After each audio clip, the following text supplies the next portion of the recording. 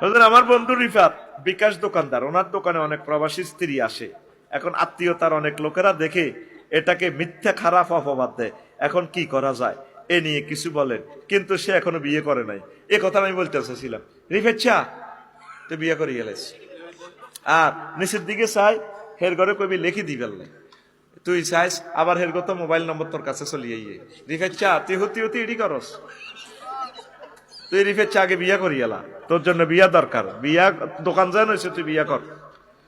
হুজুর একটা প্রশ্ন, আমার বড় ভাই নাজমুল হাসান চাকরি করে, মাশাআল্লাহ টাকা পয়সা আছে, কিন্তু সমস্যা হচ্ছে তার মা বাবা বিয়ে করে না বলে, আগে ছোট বোনের বিয়ে এ নিয়ে কিছু বলেন, এটা গুনাহ।